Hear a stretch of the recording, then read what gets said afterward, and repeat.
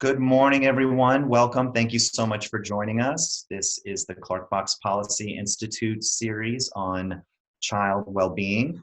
My name is Gary Parker. I'm the Associate Dean for External Affairs at the Brown School at Washington University in St. Louis, where I also have the great privilege of serving as the inaugural director of the Clark Fox Policy Institute. And today, filling in for the amazing Tia Thurman is the just as amazing Tiffany Phillips. Tiffany, thank you so much for filling in today. It is my pleasure. Good morning, everybody, and thank you for taking the time to join us. We hope that you enjoy the conversation. So Tiffany is a incredibly valuable member of the communications team at the Brown School, and also, is co-MCs just about every event that we have at the Brown School. So she and I really enjoy working together, and I'm so glad that you could be a part of this today, Tiffany. Thanks for asking me. Yeah, of course. So I'm going to kick us off. We have a really wonderful discussion, and for that, I'm going to introduce Dr. Saras Chung, and then Saras, I hope that you take a moment to introduce our other two guests. So Saras has spent over 10 years working with children and adolescents in behavioral health hospitals and schools and youth development organizations. She's a researcher, and her interests include adolescent development for ethnic minority youth, emotion regulation skills in school-based settings, and social emotional learning programs to prevent and reduce internalizing behaviors in young people. She has completed training and fellowships from the International Society for Child Indicators and the WashU Social Systems Design Lab, which is where I had the great pleasure of meeting her when she was there. And she's an active member of the System Dynamics Society and the Society for Social Work Research. She has a doctorate and a master's degree in social work from where? Washington University's Brown School. And that's what I thought that was my favorite part of the Saras's bio. But actually, my favorite part is that she has two teens who attend St. Louis Public Schools, and she enjoys running in Tower Grove Park, gardening, and data analysis, just for fun. For funsies. Please give a Clark Fox Policy Institute welcome to Dr. Saras Chung. Saras, thank you so much for being here this morning. Thanks for hosting this conversation. I'm really excited to talk about it, as prepping for it and thinking about why we got into this work anyway. And it was a really great reminder, especially in this time of COVID. So you asked me to introduce my co-presenters, and I will start with the person who's directly below my head, and that is Dr. Nishesh Chalise. He is also a graduate of WashU's PhD program and MSW program, so we're kind of fully entrenched. And I met him through the work that he was doing at the Social System Design Lab, working on cook stove adoption in India, as well as many other projects. He was one of the originals and was a few cohorts ahead of me. So when we all graduated and started working in the field and he moved back to St. Louis, we kind of pulled him into the SCIP realm, and have been working with him on designing and understanding really what's happening in the social dynamics of ECE, which is what we're going to talk about today. So he's joining because he's been doing a lot of the modeling on this work, and he's been doing this with Rachel Matsumoto, who came to us last year as a systems fellowship or fellow. She is from Dartmouth, or went to Dartmouth, and is from Arizona. She's calling from there right now. And she is our knowledge management and systems research associate, and basically understands all the things that we have in terms of research and the interviews we've done with people down to the systems model. So they're joining to help me make sure that I don't miss anything very important to say. And yeah, that's our team. There's more of us, but some of them are on the call. I see Dave Hilliard, who helps advise some of our work, as well as Hannah Levin, who's joining us from the Brown School also this summer. So Saras, you really have been a great introduction for me on social systems design. I've learned a lot from you over the years. And as we're spending a lot of time looking at the early childhood care and education system, primarily 0 to 5, and ways in which that system can be improved to be more equitable, to improve system services, and just to provide those young people with the social emotional development supports that they need, as well as allow for their parents to have peace of mind. as they kind of re-enter our economy and start to get things moving again. And we have, and we've discussed this in an earlier webinar where we've talked about the playbook, which is something that was developed by the Tomorrow Builders Fellows at WePower.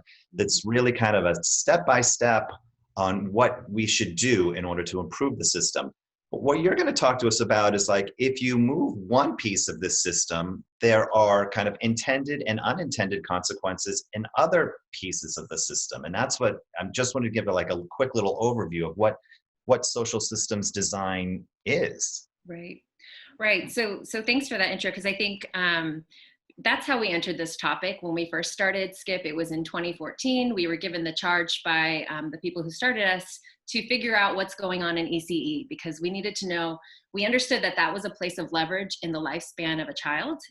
There's so many studies that show for every dollar invested in ECE, there's like a $14 to $17 return back to society in saved costs from everything from criminal justice down to high school completion rates. There's just a plethora of research that shows it's so important.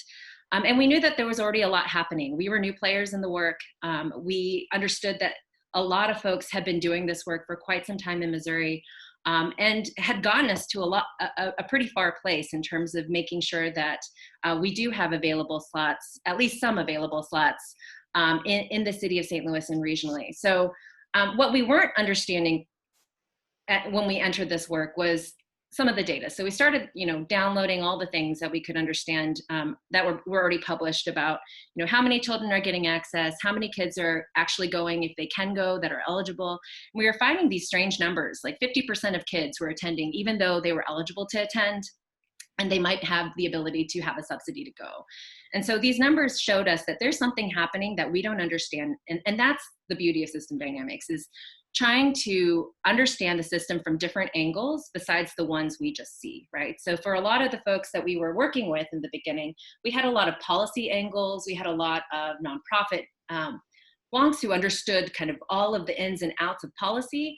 But what we were missing was why parents decided to keep their kids at home anyway, even if they weren't, if they had the ability to send their children. And so that's really a fundamental part of system dynamics, is the idea that everything is interconnected. Like a domino, if you pull one out, or tip one over, you will see them kind of reverberate all throughout other areas of the system, even though you may not have started in that part of the system. And so we saw a lot of evidence of that happening just from, published news articles saying things like, well, when, certain school districts started adding universal pre-K, that created some hardships on those childcare providers who were then losing their pre-K seats to others. So really approaching this work, we wanted to understand from every single person's perspective, how they were experiencing the early childhood system, whether they were a parent, whether they're a grandparent, they were watching kids, someone who may not have English as their first language. We wanted to get all the texture and understanding to then build a model and then say, okay, if this is what the system looks like, and we're trying to validate that model with historical data, like, can it produce the behaviors we saw in the past? What would happen if we started tweaking something over here? What would happen if we started, like, say from the playbook, working on workforce? There's nuance in even thinking about workforce. If we just mess with workforce in the sense that, okay, we don't have enough workers, we're going to bring on as many workers as possible. We'll have recruitment campaigns. People will start taking these jobs. They'll fill in some of the places where centers have a hard time recruiting folks to work these jobs. Like, what happens to the system? And a lot of what we find about systems is that they're very counterintuitive. The things that we do in a system actually sometimes create the opposite effect of what we intended in the first place. And that's what we found all throughout this project. There are a lot of things where we know that, intuitively we know that these areas are leverage points. Workforce is a leverage point. Pay is a leverage point. Access is a leverage point. Quality is a leverage point. But often we push those leverage points in the wrong direction. So instead of, say, for instance, one issue, what I talked about in the beginning of 50% of kids being able to attend, one way that people have said we need to solve this issue is just building more seats. Let's just create more centers, more seats, so that more kids can gain access.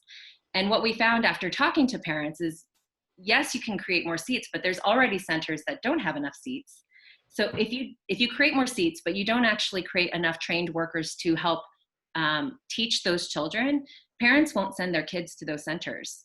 And so you end up actually decreasing the amount and the percent of kids who will enroll in early childhood in the long run, because at the end of the day, there's still a social structure where parents care about their kids, they care about the safety of their children, and just because you have a seat open doesn't mean they're going to send their kid to a center. I'm going to pause.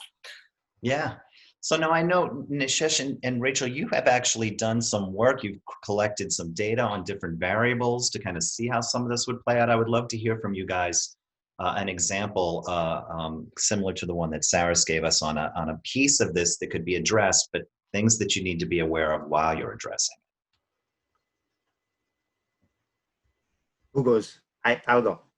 And maybe you can add another example. Just another example.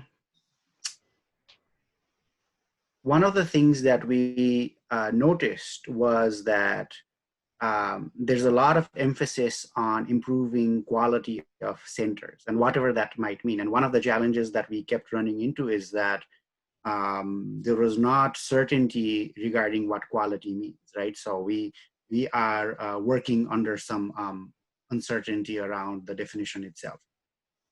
But in the model, when we were kind of like playing with the model, testing the model, one of the things that we decided is, okay, let's assume that there is a lot of funding, a lot of energy, initiatives toward improving the quality of the centers, right? So there's focus on the quality of the classrooms, how many seats, blah, blah, blah, so on and so on.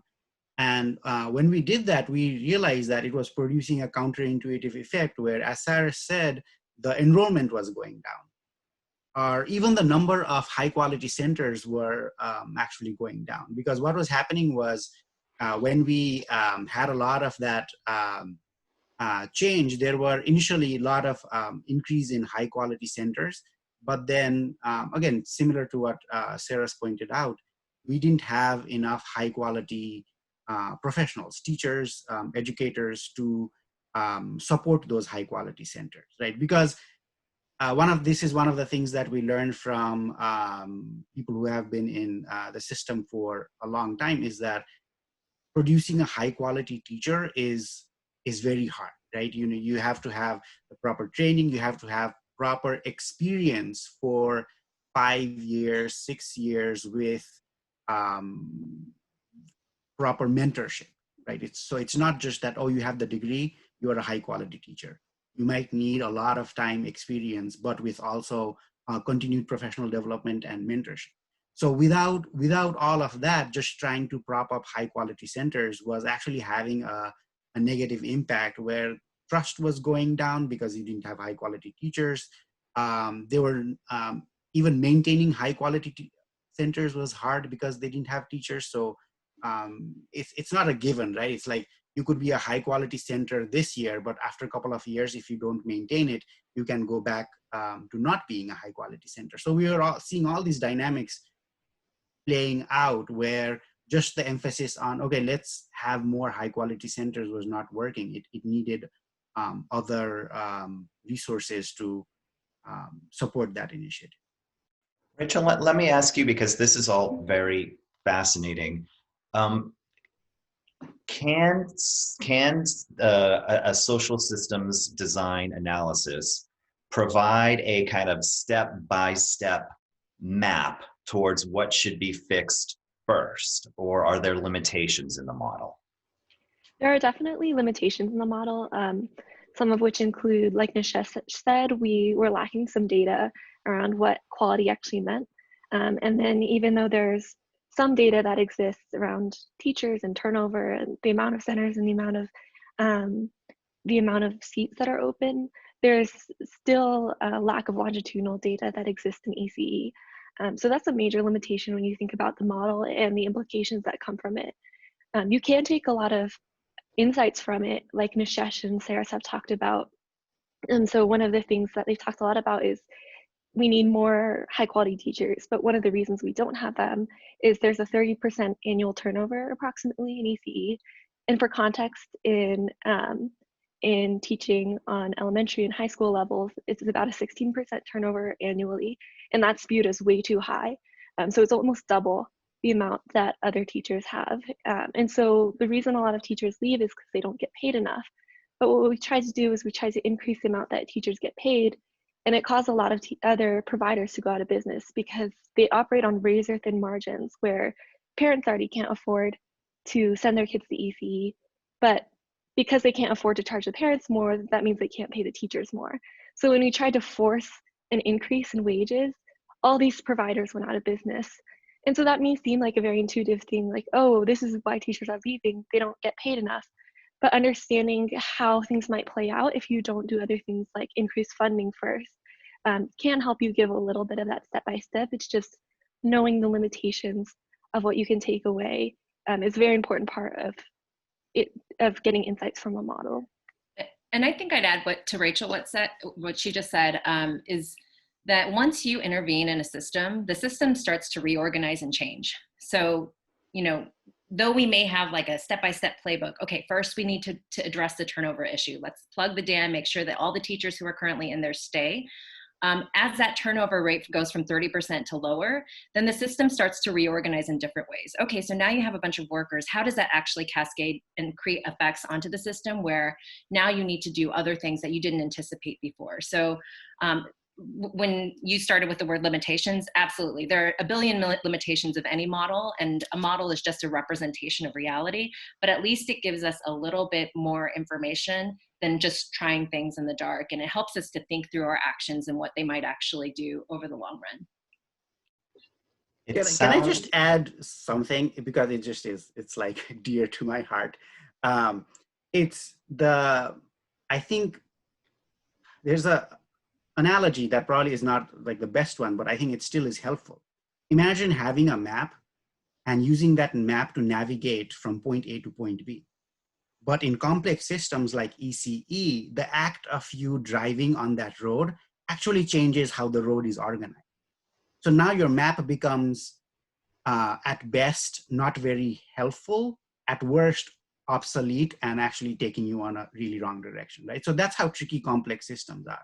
But that is not an argument for like, well, we won't know, so let's not model, because if you don't even have that initial map, then you are doomed to be lost and just go in circles, right? So the idea is that you at least have a model, and then you have some kind of a guideline that lets you know how to move forward rather than a prescriptive step-by-step protocol. And I think if somebody gives you here's a step-by-step protocol, you should run away for complex systems. That's how I always say, and I second that. I just want to let our attendees know that although we cannot see or hear you, we definitely want to hear from you. So feel free to type in your questions and comments as the conversation continues into the chat feature, and Tiffany and I are keep an eye on that and curate them and hand them over to our panelists. So what I'm hearing is that this model allows you to see what some of reactions to shifting the system might be, that then allows you an opportunity to address those reactions either before or while they're happening. Because is there so? And another question I just wanted to bring up too is, one of the things that's really one of the primary drivers here in St. Louis is to allow for ECE to be more equitable. And that we know from our analysis, particularly with the First Step to Equity report, which was done by IFF and a number of community partners, that those areas that have the least amount of access are those areas that are either in low income or poverty impacted areas, or they have Black and brown families residing in them. And the one thing that we know about systems and racism is that they are completely insidious. So when you're looking at a social systems design perspective, how do you ensure that you're not kind of replicating these kind of or reinforcing any of the intricate racist systems within that, but more unpacking them so that the system itself is more equitable. Wow, there's a lot in what you just asked, because I think there's different layers in which way we could answer that question. I think part of trying to understand what's happening in the ECE system is really trying to disentangle the systems of racism that are embedded into it. So who gets subsidies, how much, at what level? Like right now, you have to be 125% to 200% below the poverty line to be able to receive any kind of subsidy for ECE. Otherwise, you're paying either $180 to $300 a week just for care. Now, if you have one kid, maybe that's doable with a salary. If you are an hourly worker, that is almost nearly impossible. You're working basically to send your kid to childcare. If you have two children, which I did at one point, my kids are 15 months apart, that becomes higher than a mortgage rate. And for most people, even finding a mortgage is really, really difficult. So insidious in this structure is policies that are unfairly designed, that, yes, we identify them as being racist in some ways, or definitely unfairly structured. And so what we're trying to do is understand, like, well, when we say racist, what do we mean racist? Like, let's tease that apart. Like, what actually about this makes this racist? Oh, it's the fact that you can't get the same subsidy as maybe someone else. Or, we did interviews with 71 parents, and a lot of them talked about, great, there's a subsidy, that's wonderful, but they ask for so much paperwork, and I don't have time to fill that out. And not only that, if I make $1 over what is required, then all of a sudden I lose everything. And so there's so many things that are tied up, even in the way that policies are created and actually implemented, that create that kind of a system where, yes, everything is interconnected, everything seems to be moving in a certain direction, but especially for those who are already in fragile economic situations, they are disproportionately affected by this. So from a mathematical standpoint now, we can outfit the model to layer on those types of profiles and families. So if I am a family of 4 that makes under $24,000 a year, how does this work out for me to be able to navigate this? We haven't gone down to that level yet because we just wanted to get an understanding of the system as a whole, but definitely it is possible to start doing those types of profiles. And I think that's why all the more it was really important for us. A model is like a 50,000 foot representation of what's going on the ground. But in order to be as accurate as possible, we have to have that individual story, the person who shares about what it's like to send their child to a center only to be told you need to come and pick your kid up every single day because they're having behavioral challenges and the teachers aren't trained to know what to do with that child. So knowing what happens in those interactions all the way up to how subsidies work is kind of what we're trying to capture. And if the model cannot capture those nuances, then the model's no good. You throw it out. It's not helpful. And we're probably the first ones to be the ones that are always putting caution tape around our models to be like, okay, these are just models and things change over time, but at least it's better than just going off of one person's perspective, which often is what happens too when especially you get a lot of nonprofit folks who don't represent the communities at the center, and they are the ones leading that change, but they don't really understand what's going on the ground. And so then they're designing these policies based off their own mental models rather than what is actually true for a person who is experiencing it. Yeah, so I want to provide just a little bit of context because we have Constance who's from Modesto, California, and we have Griselda who's joining us from Staten Island, and we have Ishita who's joining us from Toronto, Canada. So when we're talking about childcare subsidies, we're talking about a program in Missouri where working parents who make below a certain income threshold qualify for childcare subsidies that allow them access to childcare so that they can engage in the workforce. The challenge is that the income caps are so low that many families, and as in Missouri, minimum wage is going up over the next 5 years due to a statewide referendum. Many families are going to exceed that income cap and be faced with the difficult decision of dropping out of the workforce and staying home to care for their kids, or not working at all because they can't. The money that they're making is less than the money it would cost them for childcare. And then just one quick plug, if you're interested in more information about this, the Clark Box Policy Institute issued a report last year called Make Work Work, which you can find at the Clark Box Policy Institute website. But I just want to, because I'm not sure about California or Toronto if they offer childcare subsidies, but that is just one piece of this particular puzzle. And because the interesting thing about childcare providers is that they receive kind of a tightly woven network of funding from a lot of different places to try and make this a viable economic model, which, as you mentioned, was functioning on razor thin margins to begin with. But now, as a result of COVID-19, we are going to see that many providers are not able to reopen. They just do not have the wherewithal. Is there a way to use social systems design to look at this particular impact on how COVID-19 might be impacting the system and what we should be doing to counteract it? So it's a great question, because we've been wrestling with that same one ever since we knew that things were going to change here in St. Louis and nationally. So the model was built pre-COVID, pre any understanding that there was going to be any kind of pandemic. So we always caveat with, that information. I think there's probably new feedback loops that we were not aware of that maybe we could find and uncover if we did some more sleuthing around. But what we do know from anecdotal evidence and conversations with folks who are actually providing the care is that the system is experiencing a shock. That's what we call it when we do the simulation modeling. It's a shock to the system where all of a sudden tuition rates aren't coming in. 15% of kids who were once enrolled in a center might still be paying tuition just because they know that it's going to be hard for the center. And so then you have payrolls of like $17,000 per payroll every 2 weeks that are not being able to be paid. Mortgages that are not able to be paid. There will be a lot of ramifications to the system.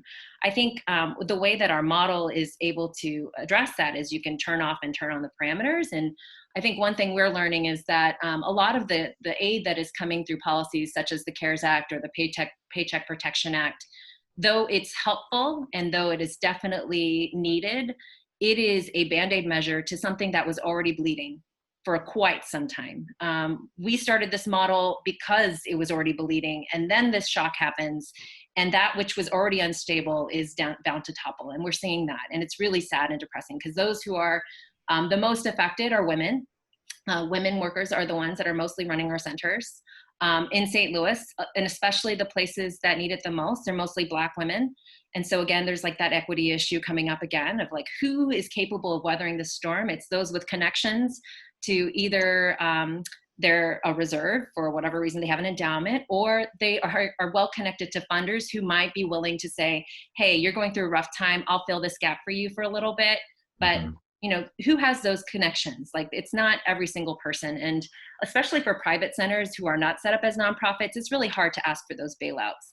So what we're finding, if we think about it from a leverage points perspective, like this leverage point of providing CARES aid or CARE Act aid or PPP, it's nice, but most centers won't be able to repay those anyway. And it's really just bumping up which would probably be needed anyway. I think the real way that we have thought about changing the system are places that, if you're thinking of a fulcrum, a long thing, a stick, it's sorry, I'm like botching the language, but basically if you're trying to move a big item, you take a lever and then you jump on the end or something, and then that thing moves. The closer you are to the thing that you want to move, actually sometimes is not super helpful. It might move a little bit. It's a parameter change. It might make things better for a little bit, but it might actually delay the inevitable if you're not actually reorganizing the system drastically. And so some of the things that we've been talking about even pre-COVID, but even are more relevant now, is just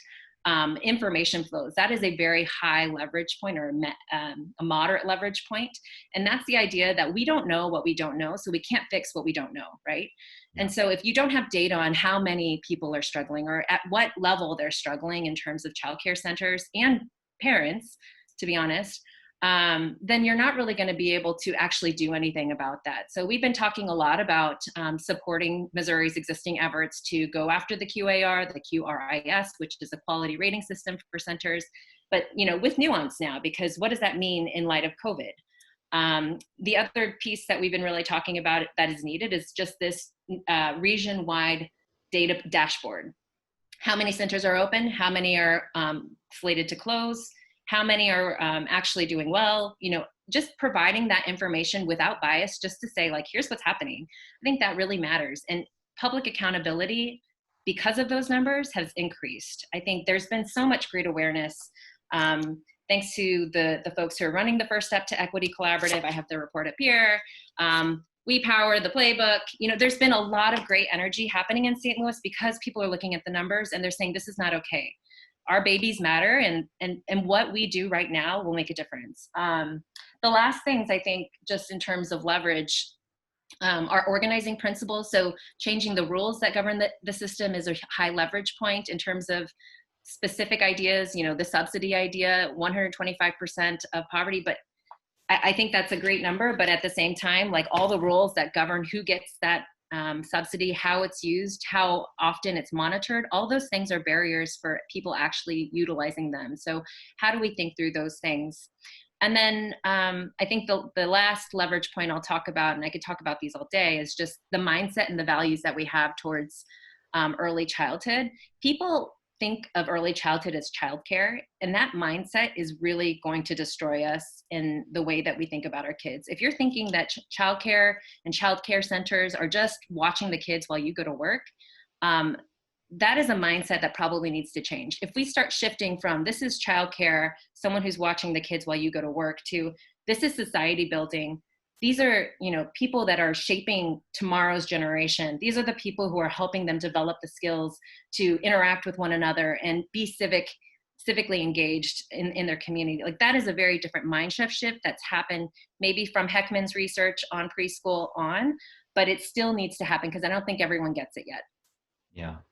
So I want to give just a little shout out to Katie Ron, who is in our one of our attendees. She's the executive director of the Southside Early Childhood Center. And she just wanted to chime in and say that the majority of the relief measures also depend on providers having the operational capacity to apply. And that's a lot to bookkeeping, it's financial modeling, like there's a lot of administrative supports that go to that. And I want to talk just a little bit about public funding. The First Steps to Equity Collaborative, of which we are both members, has been really helping to provide some guidance on where CARES Act funding should be directed in terms of ECE. But there's also been a real grassroots movement beyond the collaborative to create additional public funding streams that would be dedicated specifically to expanding access and quality to early childhood education. When we're looking at the social systems perspective, and we're looking at a potential infusion of resources from the CARES Act, and that would be a temporary one-time infusion, to potentially a more long-term consistent infusion of resources from the city and county, do we know what folks should be preparing for some of the kind of movement that will result with an increase of public funding? I don't want to be always the one that answers, but I can take a stab, and then if you all have some opinions, do feel free to add them. The system itself cannot sustain the way that it is. Parents paying for childcare and the amount that childcare workers deserve for watching their children, the numbers don't equate. I can't stress that enough. Like, the amount of money it takes to educate and care for a child, and the energy it takes. I mean, on a personal note, I felt like I had to go back to the workforce to keep sane, because watching a child all day and 2 children all day was really tough. It was energy draining. I'm not qualified. Well, I guess I'm qualified because I'm a mom. I felt unqualified for all the skills that they needed to build at that time. And so, I think if public policy doesn't do something then there will be lots of challenges down the road. And it's not just going to affect childcare and ECE, it's going to affect the workforce. We're already seeing articles coming out about the number of women who are now not able to go back to work because who is going to watch their children? I'm sitting here at my office because I have teenagers, and though I'm a social worker, I believe in their that they can stay home alone sometimes, and they will be okay. But that's not the case for all parents with young children. So I think if the government wants to look at this as this is just an early childhood education issue, then that's one way to see it. But as a public policy issue, it needs to be thought of in a different light. And that goes back to the idea of a mindset values change. These kids will eventually grow up. They're not just one-time kids. And then I want to ask Rachel and Nishesh to jump in as well, but I want to first thank Tiffany, who is posting links to all of the great reports that we've been making reference to. They're in the chat feature if you'd like to check out some of those amazing reports. And also, I just want to remind our attendees that if you have any thoughts or questions, that please just enter them into the chat feature. We're so glad you're here and we want to hear from you. So now hand it over to either Rachel or Nishesh to share your thoughts. I can share some thoughts. I think to your question about what people need to be preparing for with this influx of money, it's very dependent on where it's going to be spent and how it's going to be spent. So we've talked a lot about the importance of a highly trained workforce, but one of the things we know is that if we don't stop the bleed out, if we don't stop this enormous annual turnover, all the money and time and effort we pour into training new workers is going to be lost as workers leave every single year. I think one of the most powerful things we heard from some of our interviews is that a teacher after 5 years is called a veteran because they've made it 5 years. They've made it a whole 5 years. And that is a really difficult thing to hear, but also really important to know as we are thinking about where do we spend that money, because it is really important to address all of the issues. We just can't address them all at once, especially because the cost of addressing all of them at once is way beyond what we're able to raise in one ballot initiative or one tax break. So I think we really have to be very careful about how we spend the money that we get, because like Saras keeps saying, the children of St. Louis and the children all over really matter. And so the changes that we make are going to have a long-term impact no matter where we change, but we want to try to have the highest leverage point while keeping in mind that equity is really important. So it's not just the centers that already have resources, that are already bringing in kids, that already have access to a lot of funds. We also have to think about where we're going to distribute it.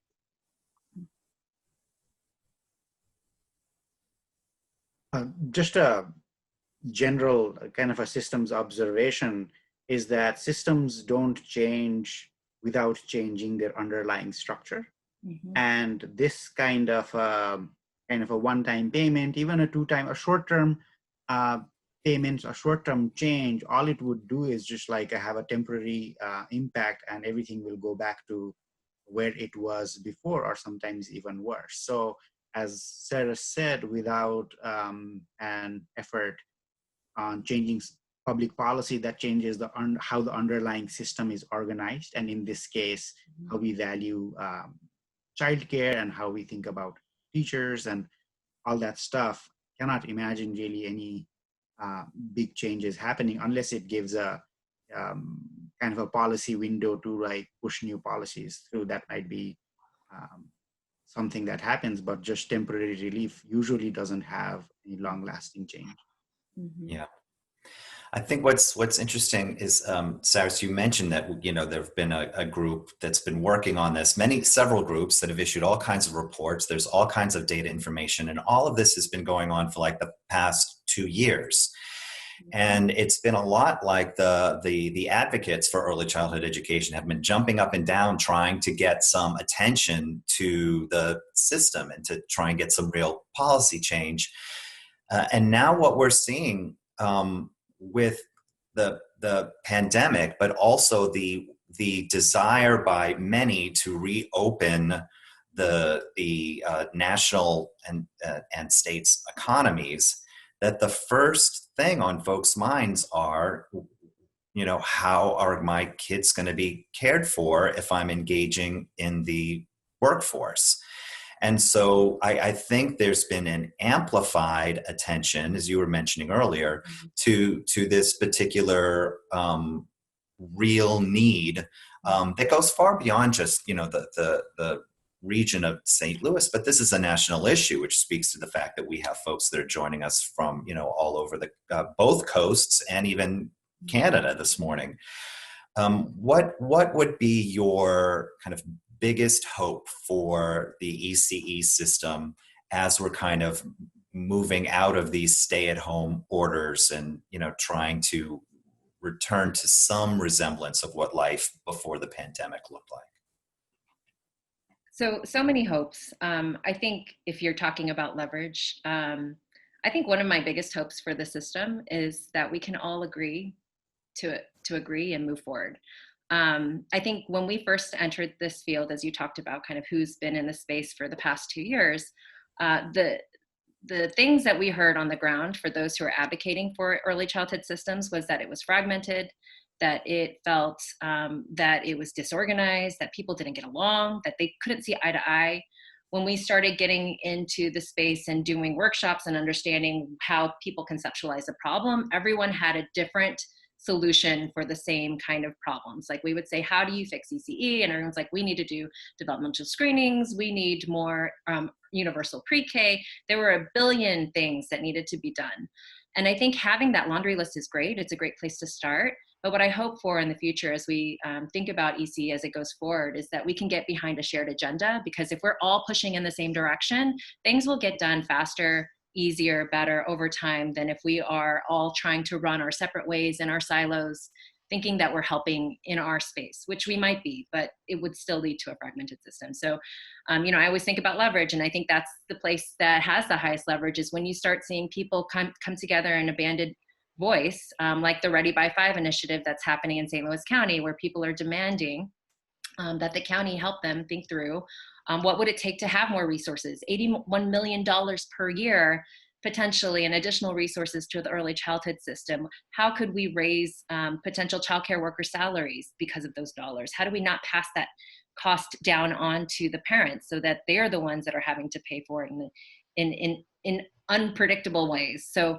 I think having that shared goal of the system and moving and aligning towards that, I mean, there's places where if someone wants to drop that link, you can sign up to support that if you're in St. Louis. I think that's the first step. And I'm really excited about what that means for the region, because it feels like there's an energy that's community-led and driven. It's not just one agency that's pushing towards this goal. It's a lot of different folks saying, this is not good. We need to do something different.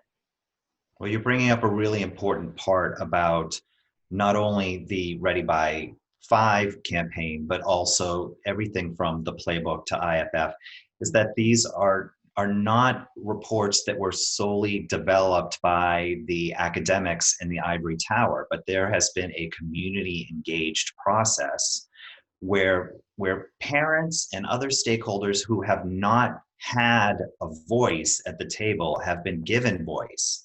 And because we know that the research and the data is so critically important, but at the same time, there's the lived experience that needs to have, it needs to be equally weighted when we're kind of making these types of, policy decisions.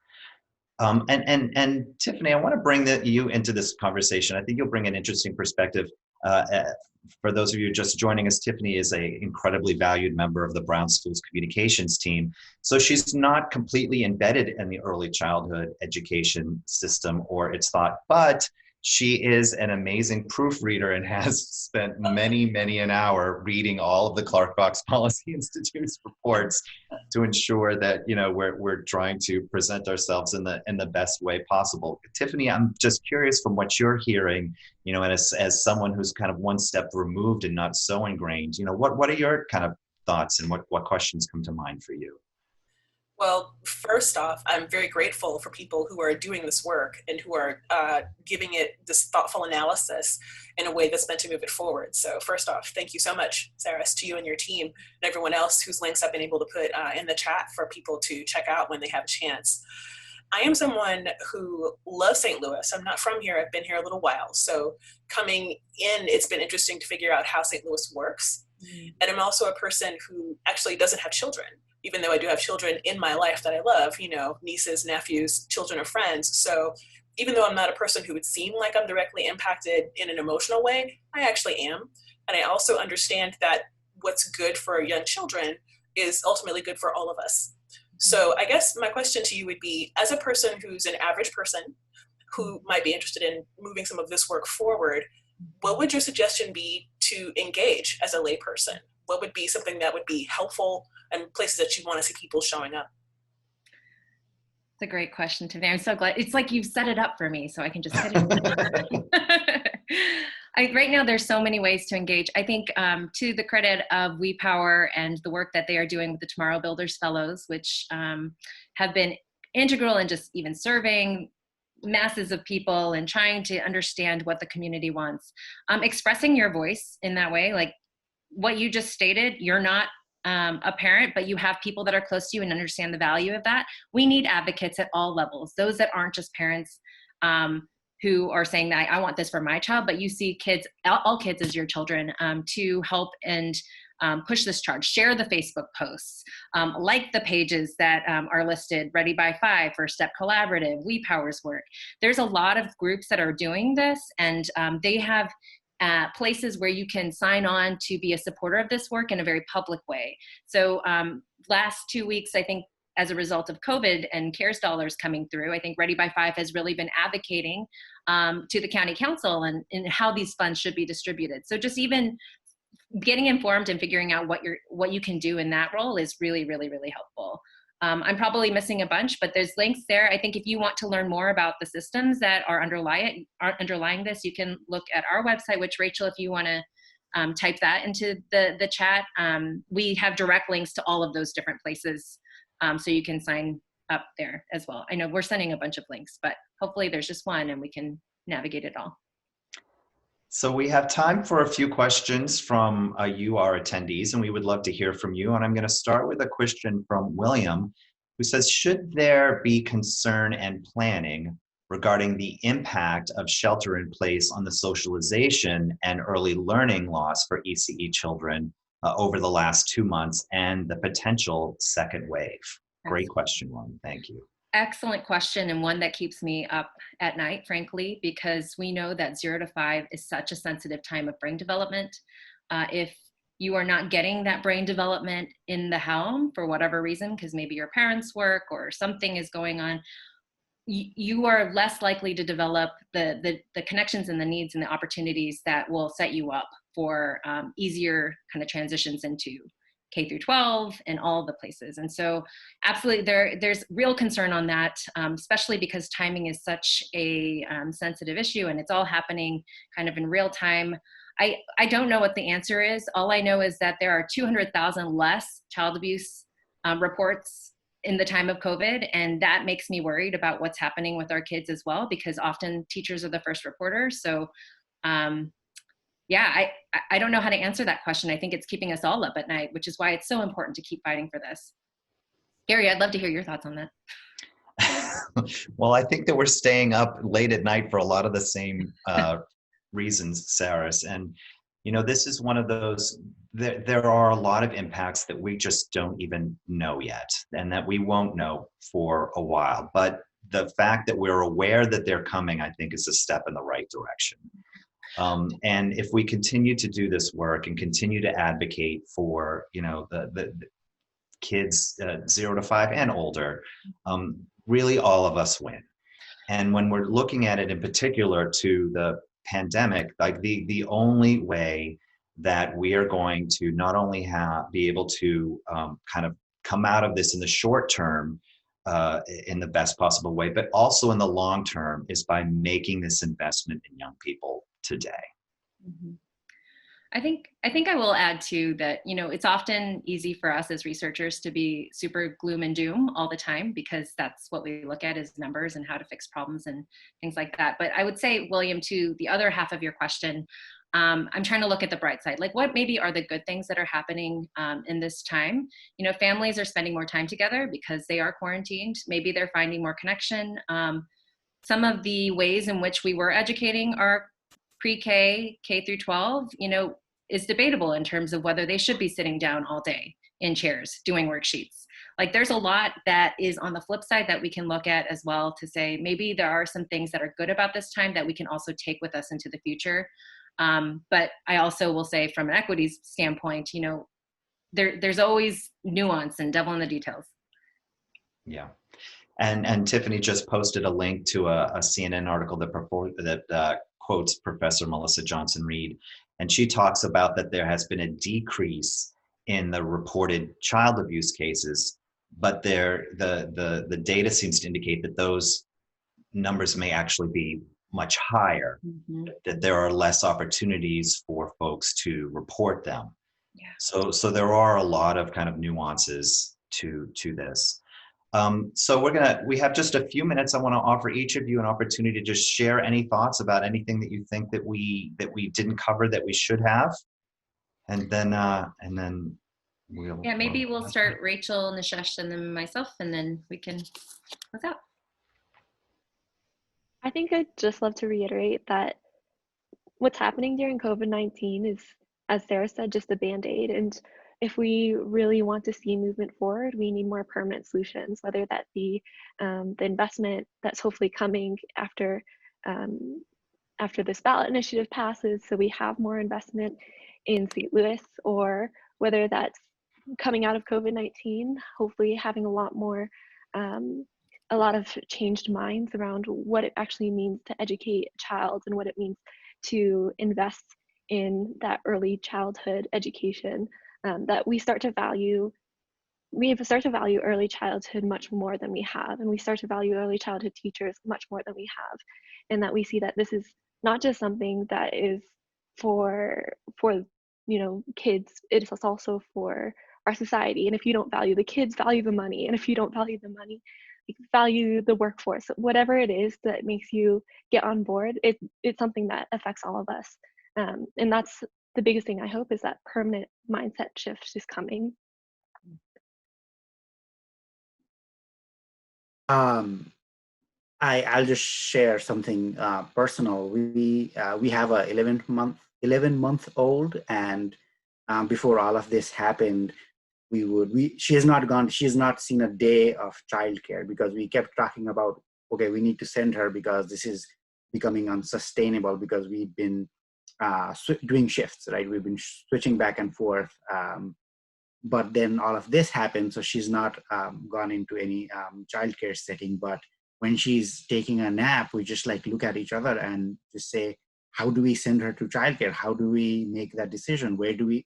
So it's very, I understand parents' lack of trust and all that stuff. So I guess I don't really know. What I'm saying is that it just is so important, and hope we as a society can, all this energy that is being created by wonderful people like Saras and a lot of other people who are involved in this, that we can keep moving this energy forward and get some concrete changes, so that parents can feel comfortable sending their kids in, and kids can have a great learning environment, and as a society we'll all benefit. Yeah, I think for me, that quote that comes to mind is one that comes from the communications PR realm, which is, you never waste a good crisis. And though COVID is horrible, and we definitely wouldn't want that to happen again, this is a crisis that has illuminated that which we have known for quite some time, that the systems are strained and experiencing such a hard way to sustain itself. And so I think what's beautiful about this moment in history is that there are so many people finding spaces to be heard. They've always been saying this, but their voices are actually being heard in deeper and bigger ways. And I hope that we wouldn't be complacent with the status quo, like just complacent with getting dollars back into tuition. Like if we really want to change a system, then we need to think creatively. We need to listen to each other and think about things that are a little bit outside the box. Maybe wouldn't necessarily make sense at first, and we couldn't see a pathway forward, but we need to go for those big, hairy, audacious goals and really treat it like entrepreneurs in the way that there is a need. We know there's a need, and what are we going to do to fill those gaps? So I think that would be my closing hope. And I know that there's so many folks who've been awesome and critical in this work. So just want to say thank you to all of them who have really been able to create this space where change can happen. And just last plug, you know, if you want to know more about system dynamics and design and the things that we've learned, we built out a whole website complete with videos from multiple different perspectives of our area superintendents to childcare providers and parents to really talk about the nuance in all of this. So please do visit our site and do reach out if you have any questions. We're happy to chat. And I also want to share that in the St. Louis region, that there is a new kind of regional coordinating entity that will be kind of looking at the ECE system from a regional lens, really trying to ensure that quality is improved and that these kinds of questions on what steps we should take and how we should take them are being done in a thoughtful way that engages stakeholders, including parents from those communities that don't get the services that are needed. And I know that Skip has been involved in that, and I'm actually co-chairing the search committee. So if you are somebody that knows early childhood and are interested in applying for a new position as a CEO for this new entity, you are welcome to apply. And is the job description posted on the Skip website? No, but it is posted somewhere where I cannot think of where the link is. Ellen, who's on the call, might be able to drop it in at the end. But yes, it's posted somewhere, just not on our site. What's the name of the recruiting company? Can you remind me? O4. Ellen's going to post it, but the recruiting company is called O4, OFFOR. And yeah, it's yeah. Go ahead. If you go to their website, I'm sure they have it posted with their other opportunities. So I just know we have a lot of folks that are very engaged in ECE. I can see Ellen is saying yes. She's saying, "Hang on, I'm going to get the link right now." She's typing it in. So if you want to. And Gary, I'm really glad you brought that up, because that was one of our things that we're like, oh, we should talk about the RCN, the Regional Coordinating Nonprofit. We never really did. But to the point of, there's lots of things that we could do, and we have a lot of issues to be quarterbacked in some ways. Someone needs to be calling the shots. This is a group that we hope will be able to do that in such a way that's systems informed and all that. So, okay, Ellen's just put it up. Okay, I'm going to just copy and paste this so that it goes to our attendees as well. There it is. We hope you'll consider applying for that job. And I want to thank you, Tiffany. Thank you so much for being an amazing co-hostess and jumping in at the last minute. I so deeply appreciate you. I'll always have your back, Gary. I appreciate that. And thank you all. Thank you, Saras. Thank you, Nishesh. Thank you, Rachel, for all that you're doing, looking at these systems, bringing your expertise and your knowledge and the passion and the love that you have for kids. It really makes a difference. Thank you. Thank you for the opportunity to share. Appreciate it. All right, just because there's been a quick question, unfortunately, we don't issue certificates for these. There, or CEUs. There are a lot of kind of systems that would need to be in place to do that, and we don't have the resources or the ability to do that, but you do get a sincere thank you for joining us, and we hope that you have enjoyed this. All right, so thank you so much, and we will see you at the next one real soon. Great, bye. Thank you, everyone. Bye. Thank you, Saras. Thank you, Nishesh. Thank you, Rachel. Thank you, Tiffany. Thank you. Gonna hop out.